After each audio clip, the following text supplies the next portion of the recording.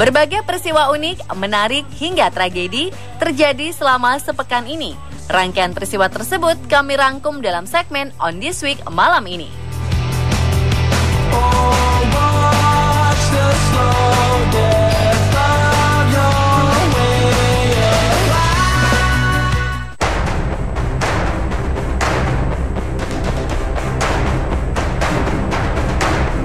Tornado yang menyerang kota perbatasan Meksiko pada 25 Mei lalu sedikit menewaskan 13 orang.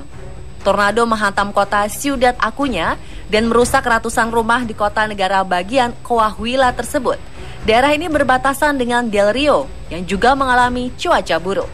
Gambar dan video saat kejadian menunjukkan mobil-mobil berterbangan dan menghantam bangunan.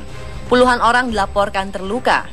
Pihak berwenang mengatakan jumlah korban tewas kemungkinan bertambah. Gubernur Coahuila, Ruben Moreira, dalam kunjungannya ke lokasi kejadian mengatakan 10 orang dewasa dan 3 anak dikonfirmasi tewas. Sementara itu, seorang bayi hilang dan 150 orang telah dibawa ke rumah sakit karena terluka. Menurut Wali Kota Ciudad Acuña, Evaristo Lenin Perez, sebagian besar korban adalah mereka yang berada di luar rumah. Ia lantas mengimbau semua penduduk untuk tetap di dalam rumah atau bangunan. Perez menambahkan, tornado ini menjadi tornado pertama yang menghantam kota sejak lebih dari 100 tahun lalu. Tim penyelamat menyisir sekitar 750 bangunan rusak untuk mencari lebih banyak korban.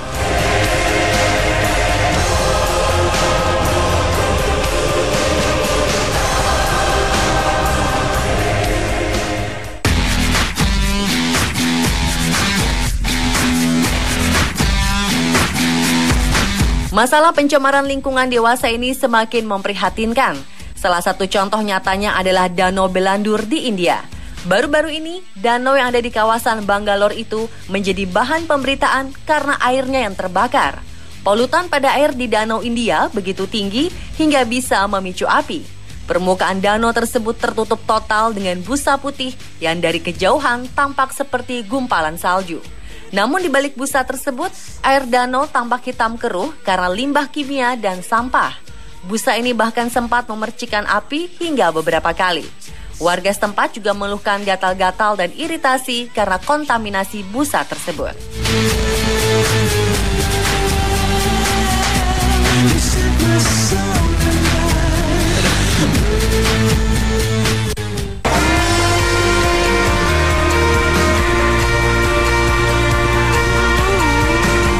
Beberapa waktu lalu, burung pipit albino yang keberadaannya sudah sangat langka berhasil ditemukan di Australia.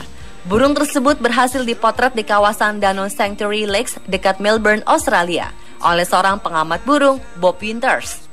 Dikatakan hewan tersebut adalah jenis yang sangat pemalu, jadi siapapun harus sangat berhati-hati memotretnya.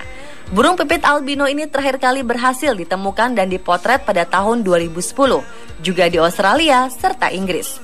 Pipit albino diketahui memiliki ciri mata merah, serta kaki dan paruh berwarna merah atau merah muda.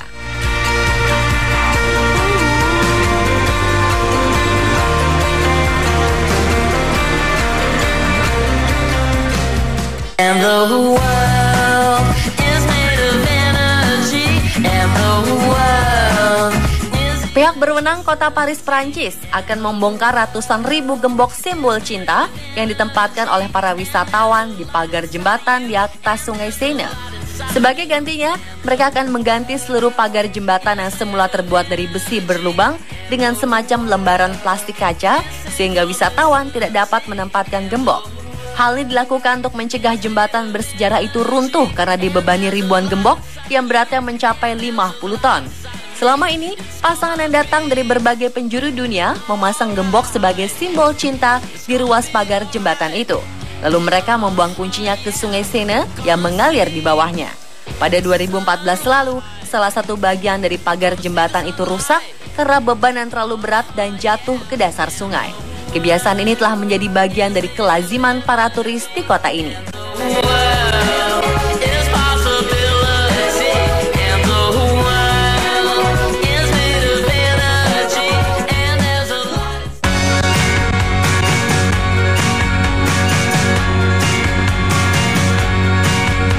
Seorang nenek berusia 65 tahun telah melahirkan bayi kembar 4 di sebuah rumah sakit di kota Berlin, Jerman pekan ini.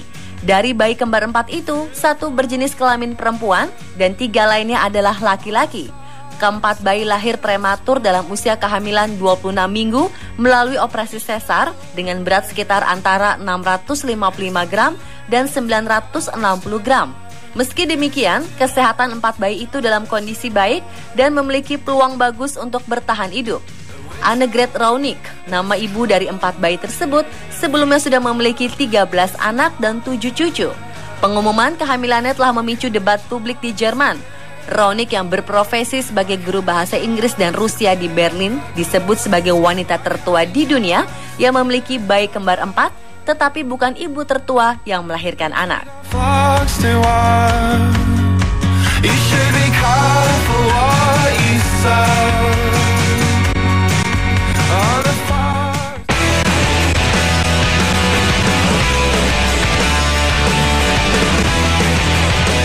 Jordan Norcat, putra pertama Andy Rif, menjadi perbincangan hangat di dunia hiburan beberapa waktu ini.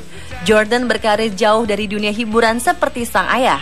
Bila ayahnya serius berkecimpung di dunia musik, sang buah hati justru bergabung di National Guard US Army. Tentunya hal ini memberikan sebuah kebanggaan tersendiri sekaligus sedikit rasa khawatir. Sebagai seorang prajurit, tugas untuk diberangkatkan ke medan perang tentunya sudah menjadi makanan wajib bagi Jordan Norcat. Hal itulah yang merupakan sumber dari rasa khawatir Andy. Meski begitu, sebagai seorang ayah, Andy mendukung keinginan sang anak. Andy mengaku saat mendukung profesi anaknya ini karena sangat positif.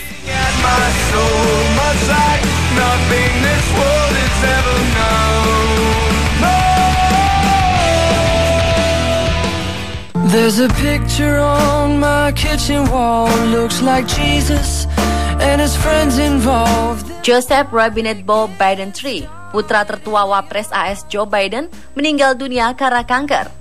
Hal ini disampaikan oleh Gedung Putih 30 Mei malam waktu setempat.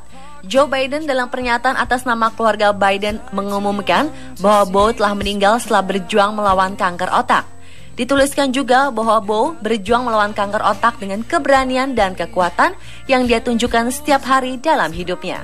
Presiden Barack Obama dalam pernyataan terpisah mengungkapkan bela sungkawanya pada Sabtu malam.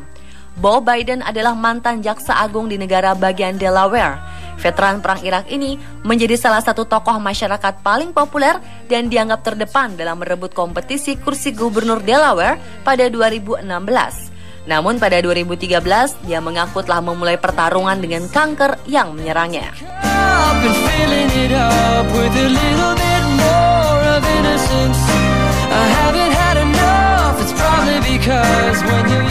Every day I wake up next to an angel.